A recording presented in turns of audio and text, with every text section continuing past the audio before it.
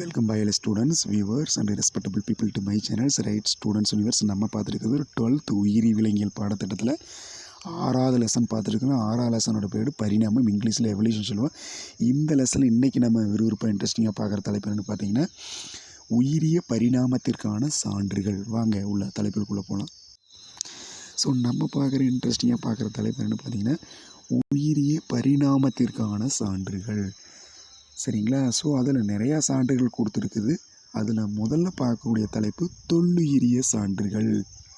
தொன்மை காலத்தில் வாழ்ந்த உயிரினங்களை ஒரு சான்றாக எடுத்து உயிரினங்கள் எப்படி பரிணாமித்தன என்பதை பற்றி விளக்கக்கூடியது முதல் தலைப்பு, தொல்லுயிரிய சான்றுகள். நம்ம ஒரு உயிரினத்தை பற்றி தகவல் கொடுக்குறோம், ஆதி காலத்தில் வாழ்ந்த உயிரினங்களை பற்றி தகவல் பரிமாறுகிறோம் என்றால் கண்டிப்பாக அதற்கான சான்றுகளுடன் சொல்வதே தகுந்த ஒப்புமையாக கருதப்படும். ஆக சான்றுகள் கொடுக்கணும். சரிங்களா? ஏதோ ஒரு வகையில் ஒரு சான்றுகள் கொடுத்தா தான் மக்கள் மத்தியில் அது நம்ப தகுந்ததாக விளங்கும். அதில் முதல்ல நம்ம கொடுக்குற சான்று தொல்லுயிரிய சான்றுகள். ஃபஸ்ட்டு 3 மார்க் பாருங்கள். தொல்லுயிரியல் என்பது, அடுத்த தலைப்பெனுங்க, தொல்லுயிரியல் என்பது புதைப்படிவங்கள் மூலமாக வரலாற்றுக்கு முந்தைய உயிரினங்களை ஆய்வு செய்தாகும். ஸோ ஏற்கனவே ஆதி காலத்தில், ரொம்ப காலத்துக்கு முன்னாடி, வரலாற்றுக்கு முந்தைய காலத்தில் சில உயிரினங்கள் வாழ்ந்திருக்கும். அந்த வாழ்ந்த உயிரினங்கள் இறந்ததற்கு பின்பு மண்ணில் புதைகிறது. மண்ணில் புதைந்து சிதைந்து விடும். இருந்தபோதும் அதில் உள்ள சில பகுதிகள் மட்டும் எப்பொழுதும் அழியா நிலையை பெற்று அவ்வாறே பூமியின் அடுக்குகளில் தங்கியிருக்கும். ஏதாவது மண் சார்ந்த பணிகள் செய்யும்போது அந்த இறந்த பழங்காலத்தில் வாழ்ந்த ஆதி உயிரினுடைய பொருட்கள், மிச்சம் மீதிகள் கிடைக்கும். சரிங்களா? ஸோ அதை கொண்டு ஆதி காலத்தில், வரலாற்றுக்கு முந்தைய காலத்தில் உயிரினங்களை ஆய்வு செய்வதே இந்த தொல்லுயிரியல் ஆகும். பாருங்க, தெரியுமா இருக்குது. தொல்லுயிரியல் என்பது புதைப்படிவங்கள் மூலமாக, புதைப்படிவங்கள்னா மண்ணில் புதையுண்ட உயிரினங்களின் பகுதிகள். சரிங்களா? இறந்த உயிரானது மண்ணில் புதைவுற்று பின் அதிலிருந்து கிடைக்கக்கூடிய அந்த புதைப்படிவங்கள். தொல்லுயிரியல் என்பது புதைப்படிவங்கள் மூலமாக வரலாற்றுக்கு முந்தைய உயிரினங்களை ஆய்வு செய்தாகும். ஸோ இந்த புதைப்படிவங்களே பரிணாமத்தின் உண்மையான சாட்சிகள் அல்லது பரிணாமத்தின் பல்வேறு புவியீர் அடுக்குகளான ஆவணங்களாக புதைப்படிவங்கள் கருதப்படுகிறது. ஏன்னா நம்மளுடைய பூமியில் பல்வேறு அடுக்குகள் இருக்குது. அந்த அடுக்குகளை விளக்கக்கூடிய ஒரு சான்றாக, ஒரு ஆவணமாக இந்த புதைப்படிவங்கள் விளங்குகிறது.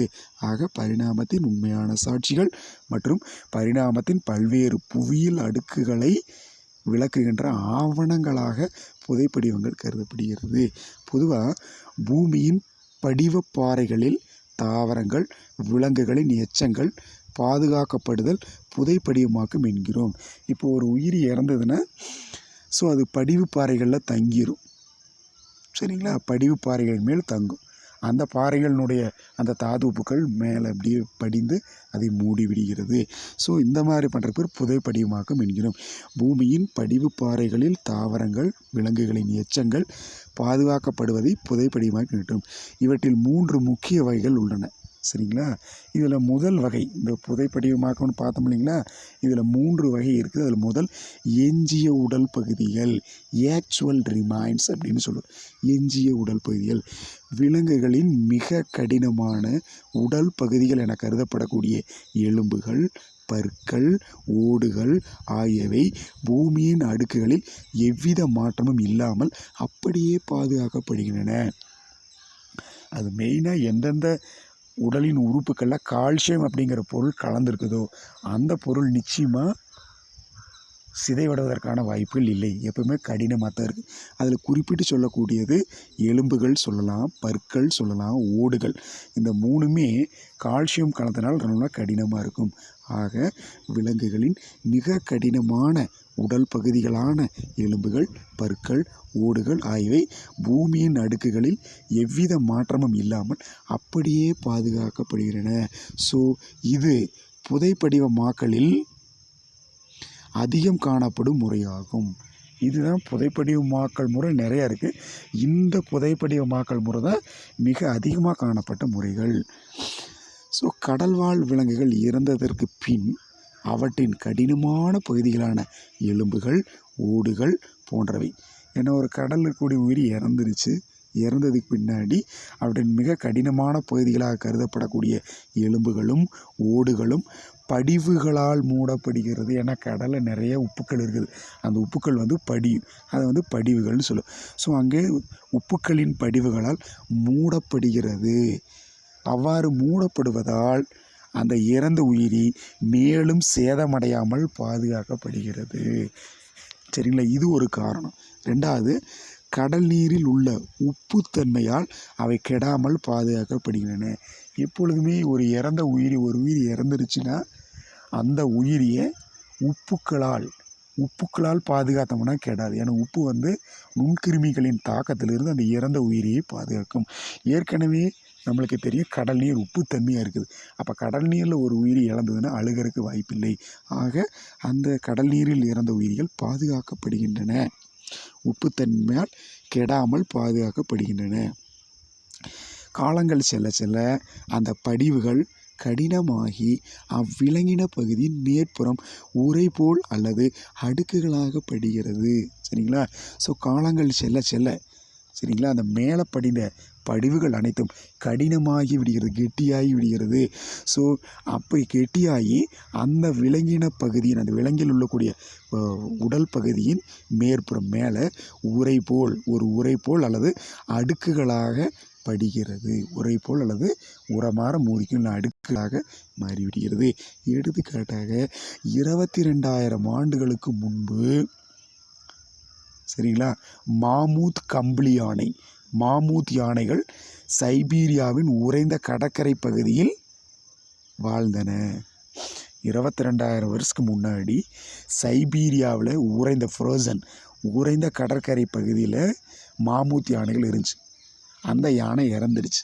சரிங்களா, அந்த யானை அந்த இறந்த 22,000 வருடத்துக்கு முன்னாடி வாழ்ந்த மாமூத் யானையின் முழு உடலும் படிவமாக மாறி இன்றும் பாதுகாக்கப்பட்டுள்ளது. சைபீரிய காடுகளை நமது ஆய்வாளர்கள் ஆய்வு செய்த போது அங்கே நமது தொல்லியல் ஆய்வாளர்கள் சைபீரிய காடுகளில் சைபீரிய கடற்கரை ஓரங்களில் ஆய்வு செய்த போது அங்கே குளிர்ந்த அந்த பனிக்கட்டிகளில் 22,000 வருடங்களுக்கு முன்பு வாழ்ந்த மாமூத் கம்பளி யானைகளின் முழு உடலும் அப்படியே கெடாமல் கிடைத்துள்ளது. இது ஒரு சிறந்த எடுத்துக்காட்டு. இது மட்டும் இல்லை, பொம்பை என்ற பழங்கால நகரத்தில் வெசுவியஸ் எரிமலை காணப்பட்டது. இது ஒரு இடம், பொம்பை அப்படிங்கிறது ஒரு இடம். அந்த இடத்துக்கு பக்கத்தில் வெசுவியஸ் எரிமலை அப்படின்னு ஒரு எரிமலை இருந்துச்சு. சரிங்களா, அந்த எரிமலை வெடித்தது. அது வெடித்த போது அதிலிருந்து எரிமலை சாம்பல் வெளிவந்தது. சரிங்களா, அதிலிருந்து வெளியேற்றப்பட்ட எரிமலை சாம்பலில் சில மனிதர்களும் விலங்குகளின் உடல்களும் முழுமையாக பாதுகாக்கப்பட்டுள்ளது. சரிங்களா, பொம்பை அப்படிங்கிற ஒரு இடத்துல வெசுவியஸ் எரிமலை இருந்துச்சு. எதிர்பாராத விதமாக அந்த வெசுவியஸ் எரிமலை வெடிச்சுது. அதுலேருந்து எரிமலை சாம்பல் வெளிவந்துச்சு. அந்த எரிமலை சாம்பல்னால் மனிதர்களும் விலங்குகளும் இறந்தாங்க. ஸோ இறந்ததுக்கு பின்னாடி அந்த எரிமலை சாம்பல் இறந்த உடல்களை மனித உடல், விலங்கு உடல் இரண்டையும் அப்படியே கெடாமல் இன்றளவும் பாதுகாத்து வைத்திருந்தது. இது 2வது எடுத்துக்காட்டு. சரிங்களா, சரி, இப்போது ஒரு தலைப்பு முடிஞ்சுது. சரிங்களா, ஸோ அந்த முதல் தலைப்பு முடிஞ்சு, எஞ்சி உறுப்புகள் முடிஞ்சது. 2வது தலைப்பு கல்லாதல். சரிங்களா, இது அப்படியே பாறைகள். ஒரு உயிரி இறந்துருச்சுன்னா அந்த உயிரின் உடலின் மேல் தாது உப்புக்கள் படிந்து அப்படியே கல்லாக கடினமான கற்போன்று மாறிவிடும். ஃபர்ஸ்ட். செகண்ட் ஹெட்டிங் கல்லாதல். இங்கிலீஷில் பெட்ரிஃபிகேஷன் அப்படின்னு சொல்லுவோம். இங்கிலீஷ் என்ன சொல்லுங்க? பெட்ரிஃபிகேஷன். விலங்குகள் இறந்த பின்னர் அவற்றின் உண்மையான உடல் பகுதிகளின் மூலக்கூறுகளானது சிதைவுற்றுவிடும். விலங்குகள் இறந்த பின்னாடி அவற்றின் உண்மையான உடலில் உள்ள மூலக்கூறுகள், முக்கியமான மூலக்கூறுகள் சிதைஞ்சு கீழே போயிடும். அப்போ அந்த இடத்துல மூலக்கூறு இருக்காது. அந்த மூலக்கூறுகளை பதிலீடு செய்வதற்கு தாது உப்புக்கள் அங்கே படிகின்றன. அப்போ தாது உப்புக்கள் என்னாகும்? பதிலீடாக அவ்விடத்தில் படிகின்றன. தாது உப்புக்களின் மூலக்கூறுகளால் ஸோ அந்த உடலின் பகுதிகள் பதிலீடு செய்யப்படுகிறது. மேலும் அவற்றின் மூல உடல் பகுதிகள் சிறிது சிறிதாக அழிந்து விடுகின்றன. ஆனாலும் அதனுடைய உண்மையான அந்த மூல உடல் பகுதிகள் சிதைஞ்சிடும். உண்மையான மூல உடல் பகுதி சிதைந்து விடுகிறது. ஆக அந்த இறந்த உயிரினுடைய மூல உடல் பகுதி சிறிது சிறிதாக அழிந்து விடும்போது அதில் இருந்து அந்த மூலக்கூறுகளும் சிதைகிறது. அந்த மூலக்கூறை தான் ஸோ இந்த தாது உப்புக்கள் பதிலீடு செய்யுது. சரிங்களா? ஒன்றை இழந்தோம்னா அந்த இழந்தது தெரியாமல் இருக்கிறதுக்கு தாது உப்புக்கள் அங்கே போய் மூடிடும். இதுதான் பதிலீடு செய்தல்னு சொல்லணும். ஸோ இந்த முறையிலான புதைப்படிவமாக்கல் முறை கல்லாதல் என்கிறோம். இதைத்தான் கல்லாதல் என்கிறோம். இது ஒரு 3 மார்க் கேட்பாங்க. கல்லாதல் என்றால் என்ன? ஸோ இந்த முறையிலான புதைப்படிவமாக்கல் முறையில் இரும்பு பைரேட்டுகள், சிலிக்கா, கால்சியம் கார்பனேட், கால்சியம், மெக்னீசியத்தின் பைகார்பனேட்கள் போன்ற மிக முக்கியமான தாது உப்புக்கள் பெரும் பணியாற்றுகின்றன. கேட்பாங்க, எந்தெந்த தாது உப்புக்களின் செயல்பாட்டினால் கல்லாதல் நிகழ்ச்சி சிறப்புறுகிறது தெரியுமால கேட்பாங்க. நோட் பண்ணிங்க. அப்போ எந்தெந்த தாது உப்புக்கள் கல்லாதல பங்காறுகிறது? இரும்பு பைரைட்டுகள், சிலிக்கா, கால்சியம் கார்பனேட், மெக்னீசியத்தின் பைகார்பனேட்டுகள் போன்ற தாது உப்புகள் கல்லாதலில் பெரும் பணியாகின்றன. ஸோ இது கல்லாதல் தெரியுமா. அடுத்தது இயற்கையான அச்சுக்களும். அடுத்த என்ன தலைப்புங்க? இயற்கையான அச்சுகளும் வார்ப்புகளும். இப்போ அச்சுனா தெரியுமில்ல, ஏற்கனவே பல டிவி சேனல் பார்த்துருப்பீங்க. பல்வேறு விதத்தில் உங்களுக்கு தெரியும். அச்சுனா தெரியும் இல்லைங்களா? அச்சுக்கள் தெரியும் இல்லைங்களா? நிறைய விஷயங்கள் தெரிஞ்சு வச்சுருப்பீங்க. இப்போ அச்சுக்கள் பார்க்கலாம். இயற்கையான அச்சுகளும் வார்ப்புகளும் பார்க்கலாங்க. இறந்த விலங்குகளின் உடல்கள் படிப்படியாக சிதைந்த பின்பும், ஒரு உயிர் இறந்து போச்சு, சரிங்களா? அந்த இறந்த விலங்குகளின் உடல்கள் படிப்படியாக சிதைஞ்சதுக்கு பின்னாடி அவற்றின் உடல் மென்மையான சேறு போன்ற பகுதியில் அழியாத பதிவை உருவாக்குகின்றன. இப்போ பொதுவாக ஒரு உயிரி சேரும் சகதியும் கலந்த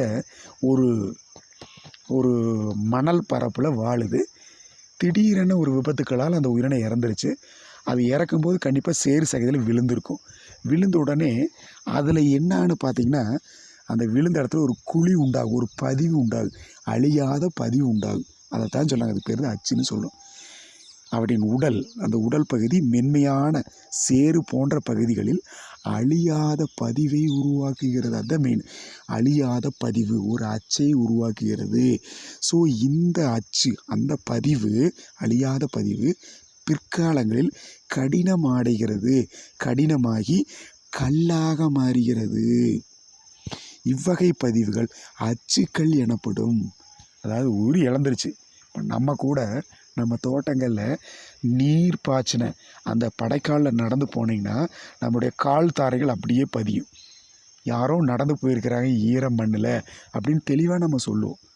ஸோ அதுதான் அச்சு. அந்த தாரை இருக்கு இல்லைங்களா, அது அச்சுன்னு சொல்லுவோம். அது கடைசியில் கல்லாக மாறிடும். சரிங்களா? அது எக்காலத்தில் அழியாது. அப்புறம் அந்த பதிவு அழியா பதிவாக மாறிடும், அழியாத மண் தடமாக மாறிடும். ஸோ அதைத்தான் நம்ம என்ன சொல்லுவோம்? அச்சுக்கள் என்கிறோம். ஸோ இந்த அச்சுக்களின் உட்புறம் சில சமயங்களில் குழிகள் ஏற்படுகிறது. இந்த அச்சுக்களின் உட்புறம் சில சமயங்களில் குழிகள் காணப்படும். ஸோ அந்த குழிகளானது தாது உப்புக்களால் நிரப்பப்பட்டு பின்பு படிமமாக மாறுகிறது. குழி உண்டு, அச்சுக்களில் குழி இருக்கும். அந்த குழிகளை தாது உப்புக்கள் நிரம்புகின்றன. ஸோ தாது உப்புக்கள் நிரம்பி படிவமாக மாறுகின்றன. ஸோ இந்த படிவ அமைப்புகளை வார்ப்புகள், காஸ்ட், காஸ்ட்னு சொல்லுவோம். இவை வார்ப்புகள் எனப்படும். ஃபார் எக்ஸாம்பிள், விலங்குகளின் கடினமாக்கப்பட்ட மலப்பொருட்கள் கோபர்லைட்டுகள் எனும் சிறு உருண்டைகளாக காணப்படுகின்றன. ஸோ பல்வேறு இடங்களில் விலங்குகளினுடைய மலக்கழிவுகள், ஃபீகல் மேட்டர்னு சொல்லுவோம். அந்த மலக்கழிவுகளை கோபர்லைட்டுன்னு சொல்லுவோம். சரிங்களா? நம்மளுக்கு கிடைச்ச, ஏன்னா கோபர்லைட்டுங்கிறது அதாவது ஏற்கனவே இறந்து பழங்காலத்தில் வாழ்ந்த உயிரினுடைய படிவங்கள், மலக்கழிவுகளின் படிமங்களை தான் படிவங்களை தான் நம்ம என்ன சொல்லுவோம், கோப்ரேட்னு சொல்லுவோம். நம்ம இன்றைக்கி போடக்கூடிய சாணத்தவோ மாட்டு சாணத்தவோ ஆட்டு சாணத்தவோ நம்ம கோப்ரேட்னு சொல்ல மாட்டோம். ஏற்கனவே ஆதி காலத்தில் வாழ்ந்த உயிரினங்களினுடைய அந்த மலக்கழிவுகள் இன்றைக்கி கற்போன்ற படிவமாக கிடச்சிருக்கு. அதைத்தான் கோப்ரேட்னு சொல்லுவோம். சரிங்களா? ஸோ விலங்குகளின் கடினமாக்கப்பட்ட மலப்பொருட்கள், அதாவது கோபர்லைட்டுகள் என அழைப்போம். அந்த கோபர்லைட்டுகள் சிறு சிறு உருண்டைகளாக காணப்படுகின்றன. அந்த கோபர்லைட் அப்படிங்கிற அம்சம் வந்து சின்ன சின்ன உருண்டையாக இன்றைக்கி கிடச்சிருக்குது. இந்த கோபர்லைட்டுகளை ஆய்வு செய்தால் வரலாற்றுக்கு முந்தைய காலத்தில் வாழ்ந்த விலங்குகளின் உணவு பழக்கத்தினை அறிந்து கொள்ளலாம்.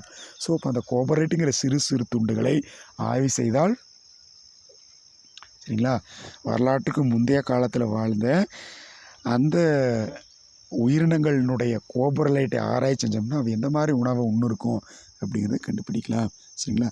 ஸோ இதோடு இந்த வீடியோ முடிச்சது. அடுத்த வீடியோவில் அடுத்த புதிய தலைப்போடு சந்திக்கிறேன். தேங்க்யூ.